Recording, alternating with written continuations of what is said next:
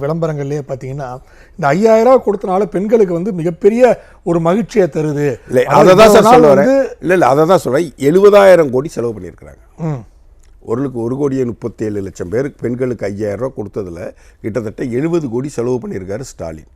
ஆனால் உயர்கல்வித்துறையில் சென்னை அண்ணா பல்கலைக்கழகத்தில் குறுப்பு கல்லூரியில் பணியாற்றின கிட்டத்தட்ட 350 பேராசிரியர்களை சம்பளம் போட காசு இல்லைன்னு அதே நாளில் வேலையை விட்டு தூக்கியிருக்காங்க. 5000 கொடுத்த அன்னைக்கு பிள்ளைங்களுக்கு கல்வி கொடுக்கறது முக்கியமா, இலவசம் கொடுக்கறது முக்கியமா? அதில் 2000 ரூபா கோடைக்கால சிறப்பு நிதி இருந்துச்சுல்ல, அதை கால்குலேட் பண்ணாலே அந்த ஆசிரியர்களுக்கு சம்பளம் கொடுத்துடலாம் ஒரு வருஷத்துக்கு. இப்போ 28,000 ரூபா என்னமோ கன்சால்டேட் சேலரி வாங்குறாங்க, அவ்வளோதான் அவங்க சம்பளம்.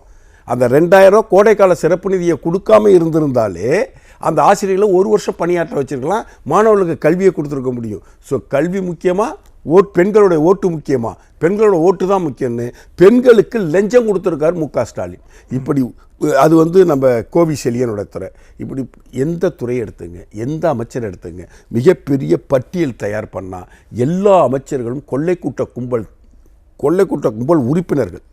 அலிபாபாவும் 40 திருடர்கள்ங்கிறது போல இவன்லாம் அலிபாபாவோட 40 திருடர்கள் தான் அமைச்சர்கள்.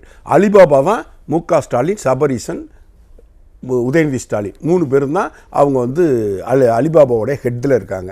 இப்படி கொள்ளையடிப்பதையே முழு நோக்கமாகவும், கொள்ளையடித்த பணத்தை இன்வெஸ்ட் பண்ணுறதுக்காக சினிமா துறையையும், கொள்ளையடிப்பதற்கு ஏதுவாக கொள்ளையடித்த பணத்திலிருந்து போதை கலாச்சாரத்தை உருவாக்குவதற்காகவும், ஜாபர் சாதிக் போன்ற ஆட்களை உருவாக்கி போதை கலாச்சாரத்தை தமிழ்நாட்டில் பரப்புவதற்காகவும் மேலும் 5 ஆண்டுகள் எனக்கு தாங்கன்னு மு.க. ஸ்டாலின் கேட்குறாரு.